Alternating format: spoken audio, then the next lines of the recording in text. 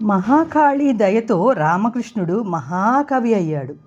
అతని నోటి వెంట అనర్గళంగా కవిత్వం వచ్చేస్తుంది. కవిత్వం అలా ప్రవహిస్తుంది. అతనిలోని మార్పును చూసి అందరూ ఆశ్చర్యపడ్డారు. వాళ్ళ అమ్మ, మేనమామ వీళ్ళందరూ కూడా ఆశ్చర్యపడ్డారు. అయితే రామకృష్ణుడు మరి ఆలయం నుండి తిన్నగా ఇంటికి వచ్చి జరిగిందంతా చెప్పారన్నమాట మేనమామకు, తల్లికి. వాళ్ళందరూ ఆనందించారు. ఇరుగు పొరుగు వాళ్ళు కూడా అతని యొక్క కవితా ధోరణికి ఆశ్చర్యపోయారనమాట. ఎవరైనా సరే రామకృష్ణుని పలకిస్తే చాలు, అలా పలకరిస్తే ఇలా మాట్లాడేసేవాడు. కవిత్వం ద్వంద్వార్థాలతో చెప్పే కవిత్వంలో హాస్యం కూడా ఉండేది. మహాకాళి అనుగ్రహం అన్నమాట అది అని చెప్పి తృప్తిపడ్డాడు రామకృష్ణుడు. అప్పటి నుంచి రామకృష్ణుడి పద్ధతే మారిపోయింది. రోజు గుడికి వెళ్ళడం, కాళికాదేవిని స్తుతించడం. మేనమామ ఏం చేశాడంటే అతనిలో ఉన్న మార్పుకి చాలా ఆనందపడ్డాడు. అంతకుముందు కోప్పడేవాడిని, ఇప్పుడు ఎంత చక్కగా ఉన్నాడో అని చెప్పి అంతా కూడా కాళికామాత యొక్క అనుగ్రహం అనుకున్నాడు. చదువు లేకుండా అల్లరిచిల్లరగా తిరిగేవాడు అంతకుముందు. అందరూ ఆశ్చర్యపడ్డారు. పండితుడు కనిపిస్తే చాలు అతని దగ్గరికి వెళ్ళి పాండిత్యం గురించి మాట్లాడడం, ఆ పండితుడిని అసమర్థుణ్ణి చేయటం. ఇలా చేస్తూ ఉంటే చాలామంది నీ యొక్క పాండిత్యం బాగా తెలియాలి అంటే ప్రజలందరికీ విజయనగరం వెళ్ళి మరి రాయలవారి ఆస్థానంలో స్థానం సంపాదించుకో అని చెప్పారు, సలహా ఇచ్చారు. అప్పటి నుంచి రామకృష్ణుల్లో ఆలోచన మొదలైంది.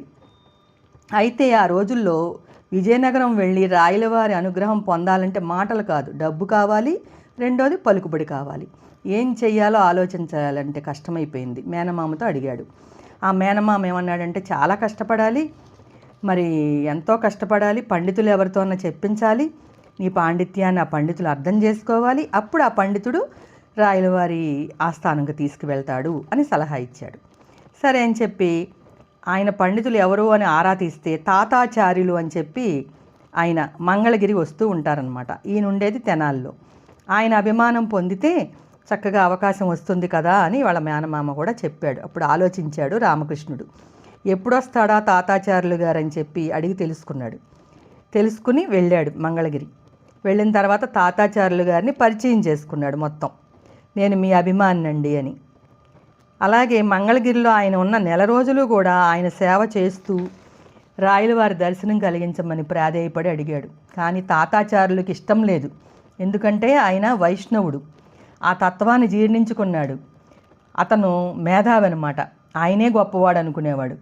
అయినా సరే రామకృష్ణుడు ఆయనంటే వినయ విధేయతలు చూపించాడు కనుక ఏదో సహాయపడతానని నాలుక చివరి నుంచి చెప్పాడంట. నాలుక చివరి నుంచి చెప్పడం అంటే ఏంటి, నిజంగా అతని మనసులోంచి రాలేదు మాట.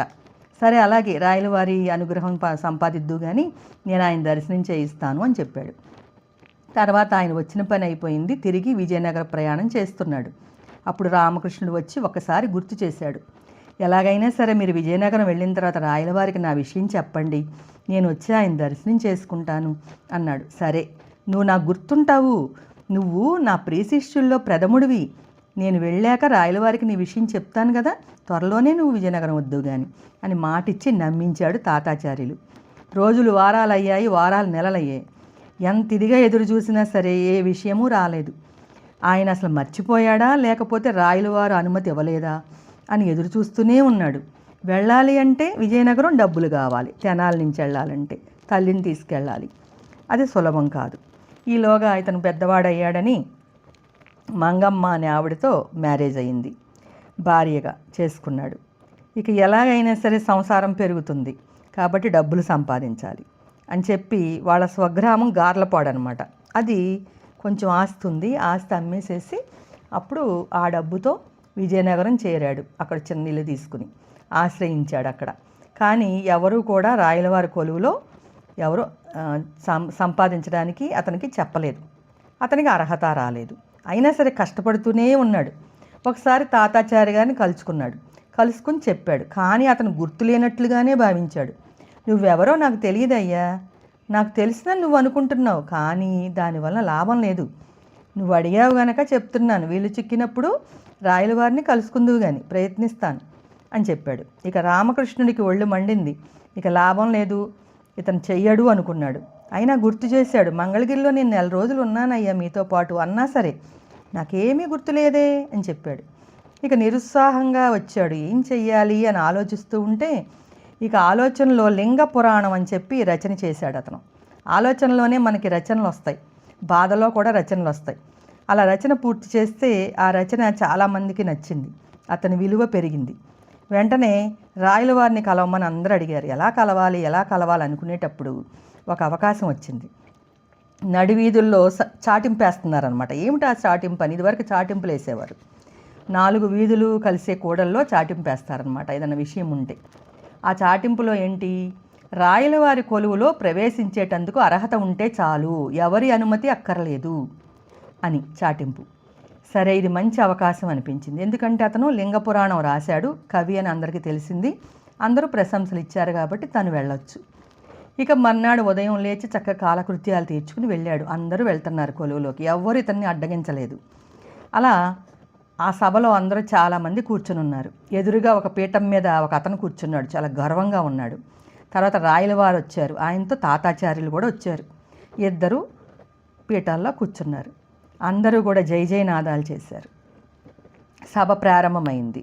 రామకృష్ణుడు కూడా ఏం చేశాడంటే, అందరూ కూర్చుంటారు కదా ఆడియన్స్ కూర్చున్న చోట తను కూడా ఒక కుర్చీలో ఒక పీఠంలో కూర్చున్నాడు. ఒక పండితుడు లేచాడు రాజాజ్ఞ అయిన తర్వాత. ఏమన్నాడంటే అతను, ఈ లోకం అంతా అవాస్తవం, సృష్టిలో జరుగుతున్నట్లు కనపడేది నిజంగా జరగడం లేదు. ఈ ప్రపంచంలోని ఇంద్రియాలు అనుభవించుతున్నదేమీ లేదు, అదంతా ఊహ మాత్రమే. మనం చూస్తున్నాం, మాట్లాడుతున్నాం అనే విషయాలు కూడా భ్రమ మాత్రమే అంటూ సంజాయిషి చెప్పినట్టు చెప్తున్నాడు. ఇక రామకృష్ణుడు లేచాడు, పండితుని ఉద్దేశించి, అయ్యా తమరి భావం ఆపండి అన్నాడు. పండితుడు ఆపాడు, రామకృష్ణుని అర్థం కానట్లు చూశాడు. అందరూ కూడా రామకృష్ణుని వైపు చూశారు. ఇక అతను ఏం చెప్పినా వినాలి అన్నట్టుగా రామకృష్ణుని వైపే చూస్తున్నారు. అయ్యా, తమ అభిప్రాయాన్ని అనుసరించి ఆనందించేటందుకు అని ఏమీ లేదనే కదా తమ అభిప్రాయం అన్నాడు. అలా అన్నప్పుడు ఇంక మీరు చెప్పడం ఎందుకు, ఎటువంటి వ్యత్యాసమూ లేదు అన్నాడు పండితుడు. సభికులారా, ఆయన చెప్పిన వాటిల్లో సత్యాసత్యాలు ఇప్పుడు వారు తెలుసుకోవచ్చు అన్నాడు రామకృష్ణుడు. సభికులంతా అతన్ని చూశారు, రాయలవారు కూడా అతన్నే చూశాడు. శ్రీకృష్ణదేవరాయలు వారు ప్రత్యేకించి ఏర్పాటు చేసిన విందులో మనమందరము తృప్తిగా భోజనం చేద్దాం. మన పండితులు వారు విందు ఆరగించినప్పటికీ ఆరగించిన తృప్తిని పొందుతారు కదా, అదే ఆయనే చెప్పారు కదా. వ్యత్యాసం ఎంత ఉందో తెలుసుకుంటారు, అంతేనా పండితుల వారు అని అడిగాడు వ్యంగ్యంగా. అప్పుడు రామకృష్ణుడు అడిగిన దానికి జవాబు ఇచ్చేందుకు ఆయనకి నోరు పెగలలేదు. సభికులను మార్చి మార్చి చూస్తూ అవునవును అవునవును అని చిన్నగా గొణిగి తల వంచు కూర్చున్నాడు ఆ పండితుడు. అందరూ గొల్లుమని నవ్వారు. తాతాచారి మాత్రం నవ్వలేదు. రాయలవారు నవ్వారు. అపరిచిత వ్యక్తి అయిన రామకృష్ణుడిని పిలిచి వివరం అడిగాడు రాయలవారు. రామకృష్ణుడు వివరించారు. రాయలు వెంటనే రామకృష్ణుడిని కూడా తమ ఆస్థాన కవిగా స్వీకరించారు. బంగారు నాణ్యాలు కూడా రామకృష్ణుడికి బహుమతిగా ఇచ్చి సత్కరించాడు రాయలు గారు. అదంతా చూస్తే తాతాచారి గొంతుక్కి వెలగపండు అడ్డుపడినట్టు అయిపోయింది.